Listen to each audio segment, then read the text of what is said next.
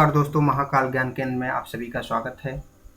मैंने पिछले वीडियो में सूर्य के फलों का विचार किया था बारहों भाव में कि अगर कहीं मेष राशि में है सूर्य तो उसका क्या फल होगा, वृष राशि में उसका क्या फल होगा, मिथुन राशि में उसका क्या फल होगा, कर्क राशि में उसका क्या फल होगा, सिंह राशि में है तो उसका क्या फल होगा, कन्या राशि में तो उसका क्या फल होगा।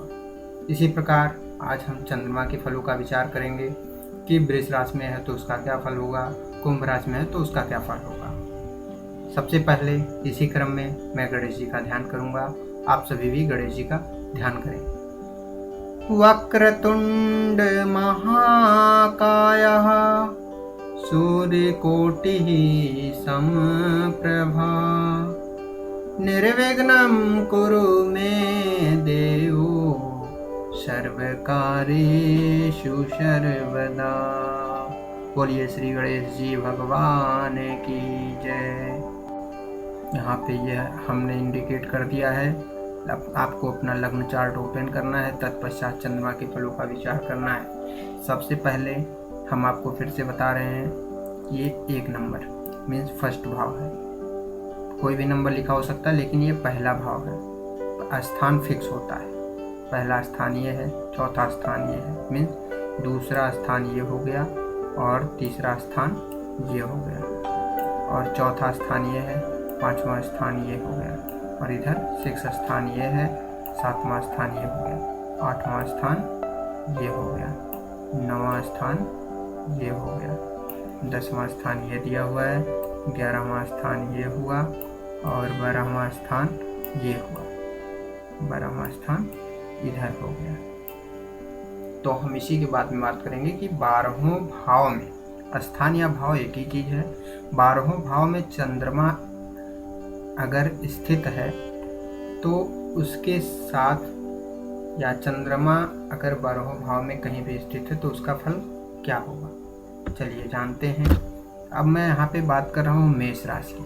अगर मेष राशि अगर कहीं भी 1 नंबर लिखा हुआ है, इस 12हों भाव में यहाँ भी 1 नंबर लिखा हो सकता है, यहाँ भी नंबर मीन्स अगर यहाँ पे कहीं पे भी कुंडली में, लग्न चार्ट में 1 नंबर लिखा हुआ है और साथ में चंद्रमा स्थित है, मान लो यहाँ पे चंद्रमा स्थित है और 1 नंबर लिखा हुआ है, तो ऐसे जातक स्थिर संपत्तिवान, दृढ़ शरीर, बंधुहीन, कामी, उतावला प्रवृत्ति के होते हैं। अब हम बात कर रहे हैं वृष राशि की।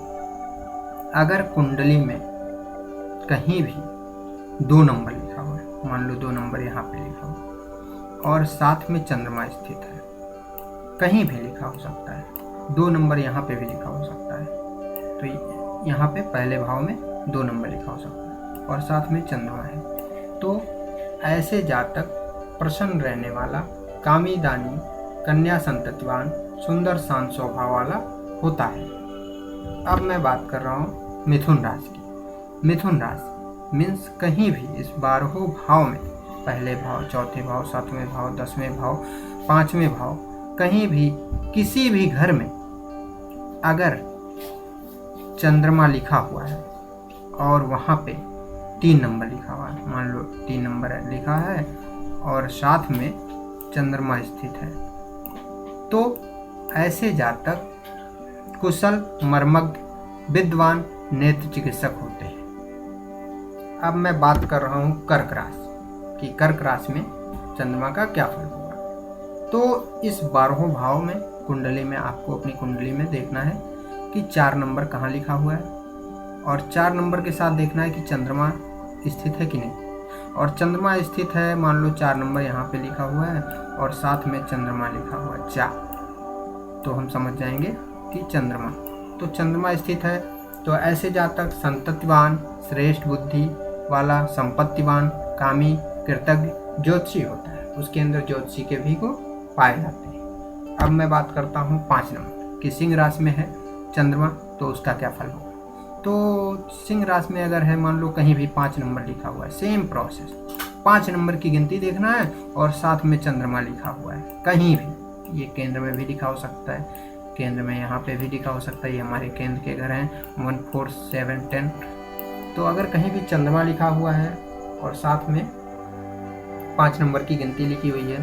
तो ऐसे जातक देही, दांत और पेट संबंधित रोग, मातृभक्त, मधुरभाषी, गंभीर और दानी प्रवृत्ति के होते हैं। अब इसी क्रम में मैं कन्या राशि की बात कर रहा हूँ कि कन्या राशि में चंद्रमा का क्या फल होगा। अगर कहीं भी इस 12वें भाव में कहीं भी 6 नंबर लिखा हुआ है, 6 नंबर के साथ में चंद्रमा लिखा हुआ है, ऐसे एक गिनती लिखी होगी 6 और साथ में चंद्रमा, कहीं ना कहीं आपके कुंडली में ये लिखा होगा। अगर 6 नंबर और चंद्रमा लिखा हुआ है तो ऐसे जातक सुखी, सुंदर, विद्वान, मधुरभाषी और सदाचारी होते हैं।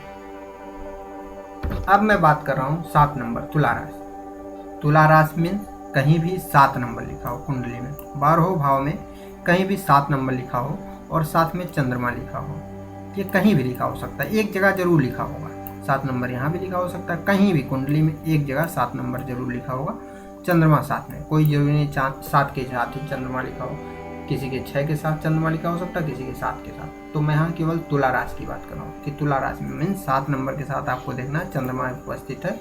तो ऐसे जातक ईश्वर में विश्वास रखने वाला, दीर्घदेही, अन्नदाता, धनवान, जमींदार, परोपकारी होता है। अब इसी क्रम में मैं आगे बढ़ रहा हूँ। 8 नंबर वृश्चिक राशि में क्या होगा। 8 नंबर अगर कहीं भी लिखा हुआ है और 8 नंबर के साथ चंद्रमा स्थित है तो ऐसे जातक, मतलब 8 नंबर कहीं भी लिखा हो सकता है, इस 12वें भाव में कहीं भी 8 नंबर है, तो ऐसे जातक ईश्वर में ना विश्वास रखने वाला मीन्स नास्तिक, बंधुहीन और लालची पर स्त्रीरत प्रवृत्ति का होता है।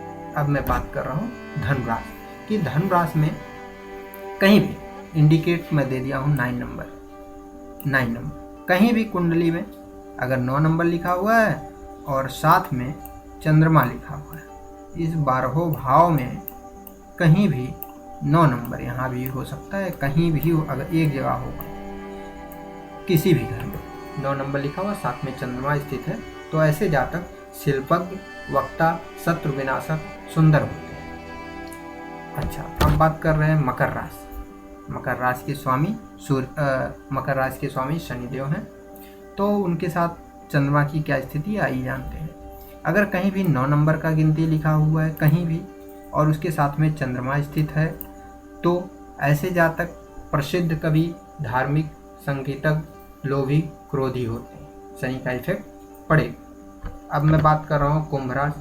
यदि कुंडली के कुंभ राशि में चंद्रमा स्थित है तो जातक सूक्ष्मदेही, व्यसनी, आलसी, दुखित होता है। अर्थात कहीं भी 11 नंबर लिखा हुआ है और उसके साथ में चंद्रमा है तो उसका परिणाम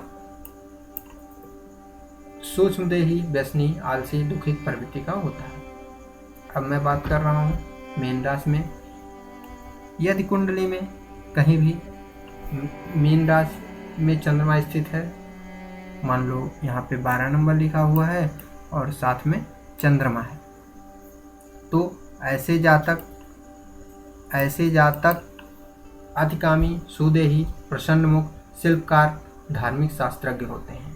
धन्यवाद दोस्तों, आशा करते हैं हमारा यह वीडियो आप सभी को बहुत ही पसंद आया होगा।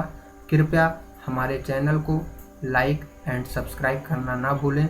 बहुत बहुत धन्यवाद। जय श्री महाकाल।